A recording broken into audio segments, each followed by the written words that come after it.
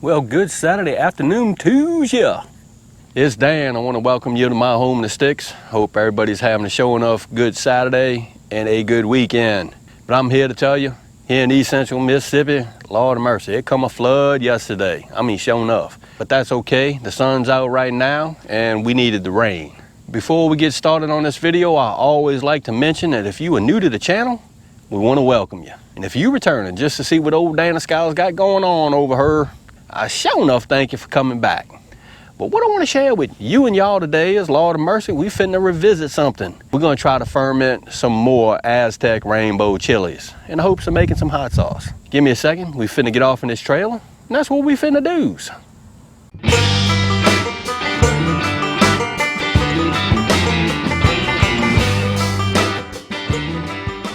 So about a month ago, we attempted to make some hot sauce using fermented Aztec rainbow chilies. It started out looking good, but it didn't end up good at all. We had a few issues with mold. I always read the comments that everybody leaves me. We're gonna attempt to do it again. We went ahead and harvested some more rainbow chilies, but we're gonna do a few things a little bit differently this time. Number one, I'm actually sterilizing the jars, the wide mouth mason jars that I'm using, by putting them in the oven. There they are. I don't know if you see it. There they are right there. What I did was I set that temperature to about 200 degrees, no higher, because it'll probably crack the mason jar.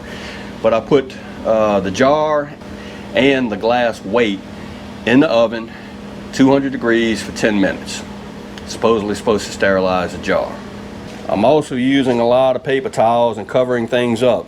Thank you, Mr. Henry and Miss Irene, for those tips, because the paper towels are already sterilized when you buy them, or in the process of making paper towels, from what I understand. So let's go on and show you what we're gonna ferment, and everybody knows, but I'm gonna show you again. I'm gonna show you. We have here about 1 cup of some Aztec rainbow chilies. Here is our brine, and this is a very simple brine that I already put together. And all it is 2 cups of water and 1 tablespoon of some pickling salt. Also going to use about 4 cloves of garlic. So we're going to make this ferment really simple. I'm not going to put a lot into it. Oh, I forgot to mention, instead of using the airlocks, we're going to use a different lid system this go around. Let me show you that. But I did a lot of research on this right here, and from what I understand, it works really good. Let me show you. I'm a real big fan of SAR, and this is simply SAR, and all these are fermentation lids. It's actually a vacuum system, and what it consists of is a vacuum pump and some vacuum lids, and these are for the wide mouth mason jars. So what I did this go around was I have everything covered, trying to eliminate any mold spores contaminating vacuum seal lid. So I'm keeping everything covered up. So there's our that lid's been cleaned in hot water with some little bit of soap. We're just going to cover it up. And what we're going to do now is I'm going to pull this mason jar out. It's been in the oven for 10 minutes. It's probably cool by now. I'm going to pull that out, and all we're going to do is stuff these chili peppers and the garlic into the mason jar. So let me get that out, we'll get it set up, and then we'll turn the camera back on. All right, let's get with it. Here is our wide mouth mason jar. I'm keeping everything covered up just to try to keep everything sterilized as much as I can. And here is our glass weight. All we're gonna do is we're gonna put these chili peppers in here. So I add the garlic, and I don't know how this is gonna work, but I'm gonna put my weight right down on top of that. Oh, that's not going to work out too good at all. Alright, we had to end up punting because that quart-sized jar was a little bit too big. We're going to try to use this jar, and I don't even know what size it is. Maybe, I don't know, pint or something. So let's do it all over again. Let's add our peppers up in there.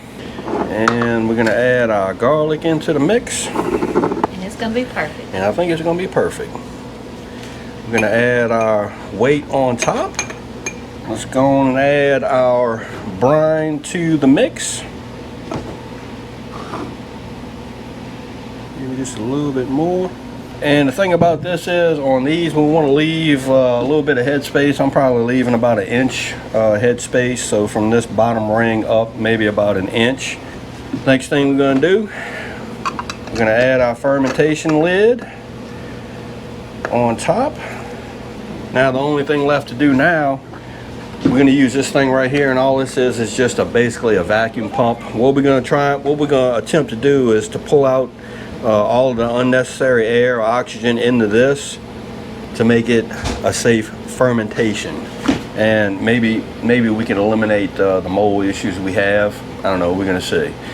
This is a really small batch of peppers that we're fermenting, and that's fine. We'll probably get maybe 1 jar or 1 small jar and a half maybe of hot sauce, but that's fine.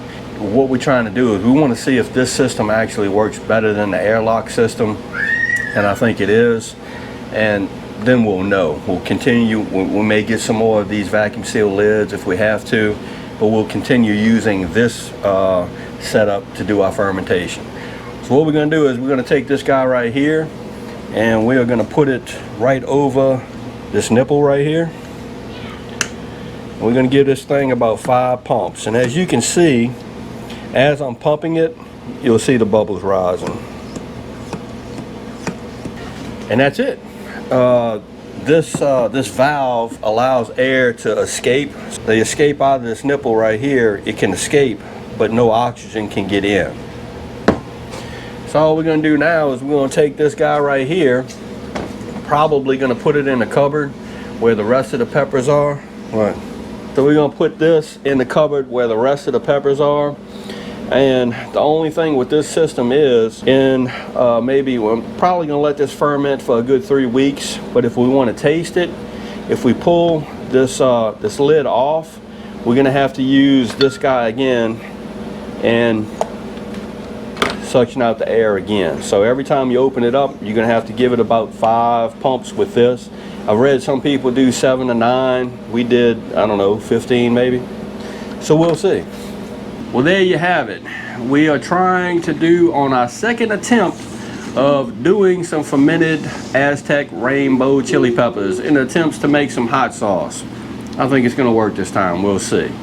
So again, I hope everybody's having a show enough good weekend, and I hope everybody's being safe amid this crisis we still have going on. If you like this video, go on and give it a thumbs up, they help. If you haven't subscribed to the Home and Sticks channel, Lord have mercy. Y'all need to come over and give old Dan a scholar a look, and Kenzie blocking my mic.